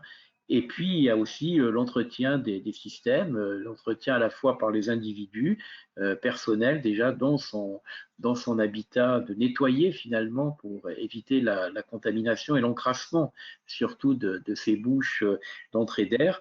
Et puis, il y a aussi, ce qu'on oublie souvent, c'est que le règlement sanitaire départemental type, qui s'applique à la ventilation dans l'habitat, préconise des entretiens, notamment de tout ce qui est conduit aérolique et fonctionnement du ventilateur de la VMC. Donc, il y a un certain nombre de règles à respecter pour que le système de ventilation soit le moins polluant, le moins contaminant possible et qui permette d'apporter de l'air neuf et renouveler l'air sans forcément faire entrer une pollution supplémentaire. Donc, si je peux me permettre un petit complément, c'est vrai que l'intérêt finalement de ce type de filtration est quand même qu'elle soit performante, et donc plus le filtre va s'encrasser dans le temps, plus la filtration va être dégradée. Un autre point, c'est également la surconsommation d'énergie. C'est vrai qu'un filtre qui va s'encrasser va aller chercher des consommations énergétiques sur les ventilateurs qui vont être plus importantes. Donc c'est pour ça qu'il est important de bien régler, et donc là c'est un grand débat au sein de la profession, bien régler en fait les zones, notamment pour les filtres particuliers de remplacement. Pas forcément attendre la zone de perte de charge finale du filtre, par exemple, qui est à 250 pascal pour un EPM1 55. Voilà, on préconise plutôt de la rabaisser pour avoir peut-être un remplacement plus fréquent des filtres, mais ne pas attendre finalement que le filtre soit vraiment bouché pour le remplacer. Et c'est la même chose, même réflexion pour les filtres H14 où on peut atteindre des 600 pascal de perte de charge finale, où là, voilà, il est important quand même de le remplacer de manière préventive. Concernant le charbon actif et en tout cas la partie UV, on va plus parler d'un temps de fonctionnement. Donc je le précisais tout à l'heure, là, donc pour la machine CFR Unit, on va parler de 5000 heures d'efficacité garantie. Après 5000 heures, on va remplacer l'ensemble des lampes et l'ensemble de filtre charbon actif par du matériel neuf, pour être sûr que, voilà, que la désinfection se fasse de manière optimum. Je voulais simplement ajouter, si je peux me permettre, à propos de l'apport d'air neuf et des débits de ventilation, qu'il faut absolument les respecter. J'ai vu dans votre exposé que vous disiez que parfois l'apport d'air neuf était insuffisant.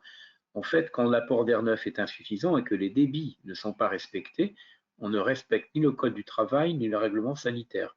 Donc je pense que si on n'a pas suffisamment d'apport d'air neuf, il faut tout faire pour obtenir les débits de ventilation, car un purificateur d'air ne remplacera pas l'apport d'air neuf. Il peut traiter l'air, mais il n'apportera pas de l'air neuf.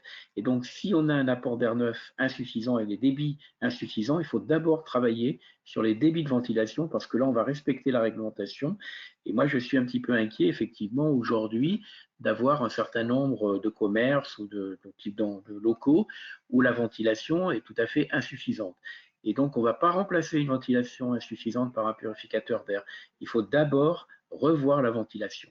J'ai fait un tweet il n'y a pas très longtemps en disant de vérifier les ventilations avant l'ouverture, la réouverture d'un certain nombre de commerces.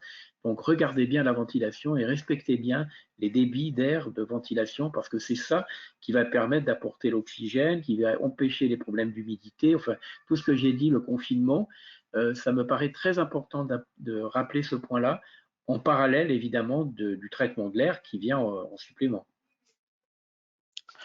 Eh bien, merci beaucoup pour ces éléments. Je vous propose, pour conclure et ouvrir, une dernière question qui permettra d'ouvrir un peu sur une autre application. Une question d'Aurélie Derune de Zoopole qui demande s'il y a des transpositions qui sont envisagées ou envisageables de ces technologies pour le domaine des bâtiments d'élevage.